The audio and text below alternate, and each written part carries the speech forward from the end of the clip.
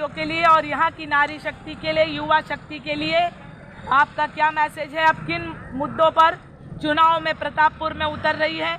यहाँ पे बड़ी बड़ी ताकतें यहाँ पर इलेक्शन में उतर चुकी है। लोकतंत्र के पर्व की शुरुआत हो चुकी है। अपना प्रतिनिधि, अपना राजा चुनने का समय आ चुका है। एक सही प्रतिनिधि जो जनता की बात करे, किसानों की बात करे, नारी शक्ति की बात करे, युवाओं के बेरोजगारी का प्रश्न प्रदेश पर और देश पर खड़ा है। आप किन मुद्दों के साथ अपने आप को यहाँ पर विजयी मानती है? मैंने यहाँ कुछ लोगों से बात की जिन्होंने कहा कि एक नया चेहरा जो अपराध मुक्त हो, पढ़ी लिखी प्रत्याशी यहाँ पर हमको चाहिए। तो आप अपना थोड़ा सा परिचय प्रतापपुर की जनता को दें और लोग आपको क्यों वोट करें, युवा आपको क्यों वोट करें, महिलाएं आपको क्यों वोट करें, किसान आपको क्यों वोट करें और मजदूर आपको क्यों वोट करें और व्यापारी आपको क्यों वोट पर करें, आप उस पर जवाब दीजिए। सर्वप्रथम तो हम प्रतापपुर की जनता से कहना चाहते हैं कि ये हमारा जो विधानसभा हमारा परिवार है और हमारा जो नेता है, हमारा जो भागीदारी संकल्प मोर्चा बना हुआ है, जिसके नेता हमारे माननीय मंत्री बाबू सिंह कुशवाहा जी हैं, माननीय ओवैसी साहब हैं। तो इनका एक ही लक्ष्य है, आपके सारे प्रश्नों का एक ही बात मैं जवाब दूंगी कि हमारे नेता कहते हैं जिसकी जितनी संख्या भारी उसकी उतनी हिस्सेदारी।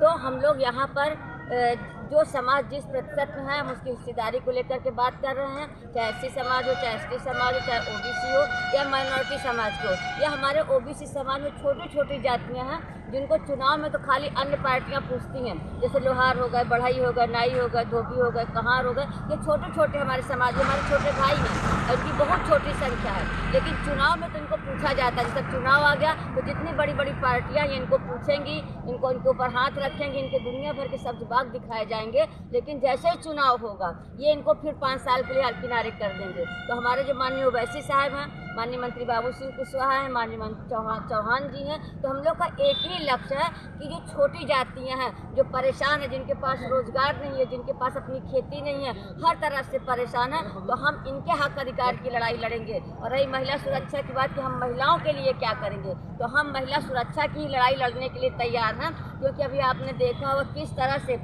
आज देश में फिर एक कहिए कि मनुस्मृति की तरफ हम लोग जा रहे हैं। एक हमारी बेटी को जो मुस्लिम थी, जो हिजाब पहन के स्कूल गई थी, कॉलेज गई थी, उसको किस तरह से इन गुंडों ने, जो ये भगवादारी गुंडे हैं, जिन्होंने उसके हिजाब को उतरवाने की कोशिश की कि स्कूल में हिजाब पहन के नहीं आना है।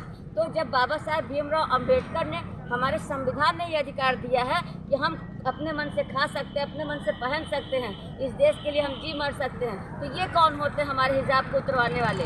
अगर आज हिजाब उतरवा रहे हैं तो मैं अपने हिंदू भाइयों से कहना चाहती हूँ कि आज हिजाब की लड़ाई करें। हिजाब नहीं पहनना है तो कल याद रखिएगा जो हमारी बहन बेटियाँ घूंघट में रहती हैं, वो भी तो एक तरह का हिजाब ही है। तो हम तो फिर क्या कल हमारा घूंघट उतरवाएंगे? या फिर जब जो आदिकाल में हम अगर जाते हैं तो जिस तरह से SC ST की बहनों को कमर के नीचे कपड़ा पहनने का अधिकार दिया गया था, कमर के ऊपर हम कपड़ा नहीं पहन सकते थे। तो ये जो गुंडे हैं, ये जो गंदी मानसिकता के लोग हैं, जो मनीवादी हैं, इनकी कहीं ना कहीं सोची समझी चाल है कि हम पुनः इस देश में मनुस्मृति लागू करेंगे और धीरे धीरे जिस तरह से हम 2000 साल पीछे महिलाओं को कपड़े नहीं पहनने देते थे, कमर के नीचे खाली कपड़े पहन के हमारी बहन बेटियाँ चलती थी, कहीं ना कहीं मुझे लगता है ये षड्यंत्र है और ये उसका एक हिस्सा है।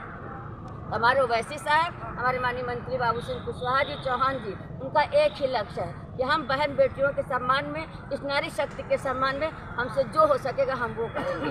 इन्हीं सारे मुद्दों पे लेकर आए हैं। रही किसान की बात, तो किसान का जो 3 बिल अभी रुका हुआ है, हम लोग की पूरी कोशिश होगी कि वो किसान बिल किसी भी हालत में पास ना हो। वैसे तो मोदी जी ने कहा कि हमने रोक दिया है, पर इनके मंत्री ने कहा है कि वो रुका मत समझिए, तो बहुत अच्छा बिल है, हम तो 2 कदम पीछे हटे हैं। तो अपने किसान भाइयों की तरफ से संदेशा ही देना चाहते हैं उनको कि आपका बिल अभी रुका नहीं है, मतलब खत्म नहीं, वही रोका गया है और चुनाव के बाद लागू हो जाएगा।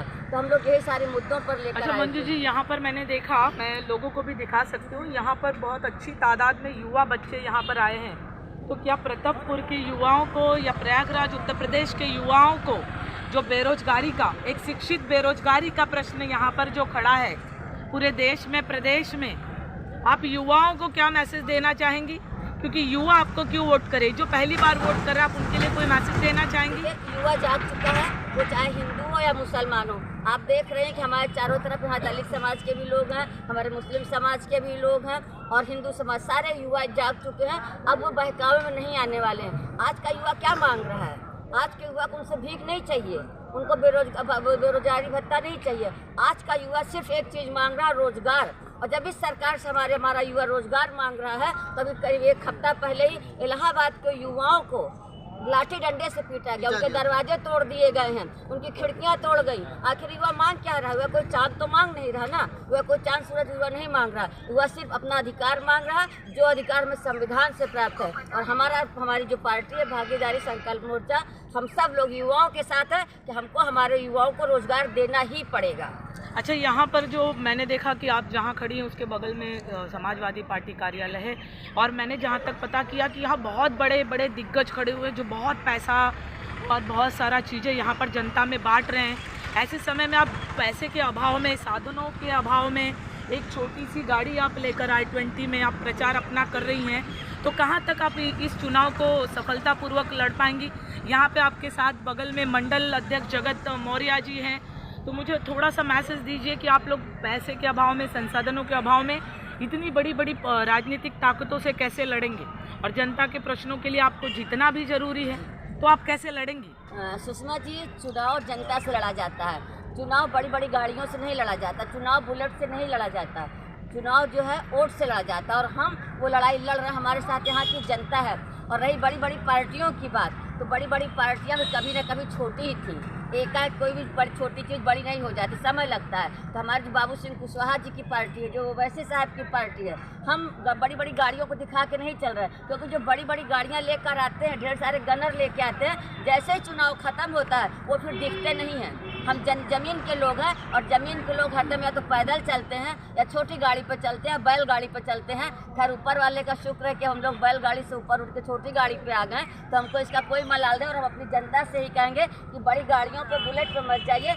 हम लोग को वोट की ताकत देखनी है, और वोट एक ही होता है, वो चाहे अडानी अंबानी का हो, चाहे प्रधानमंत्री का हो, और चाहे आप सबका हो। तो सबकी ताकत वोट है, और आप सबसे कहना चाहते हैं कि इस गाड़ी पे मत जाइएगा। हम लोग चुनाव जीतेंगे, ओवैसी साहब चुनाव जीतेंगे, बाबू सिंह कुशवाहा जीतेंगे, और आप सबकी ताकत से जीतेंगे। सोचना है आपको कि आप लोग किसको जिताते हैं।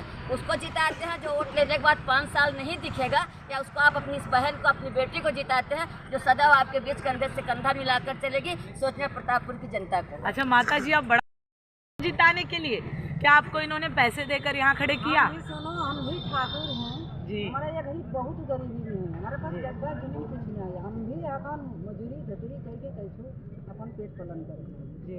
गरीब आदमी जीत रही है सबसे। तो आप मंजू जी को जिताएंगी? हाँ, जिता देंगे बिल्कुल, आपका आशीर्वाद है इनको? आशीर्वाद हम पूरा है। अच्छा मंजू जी, एक क्वेश्चन मैं करना चाहता हूँ।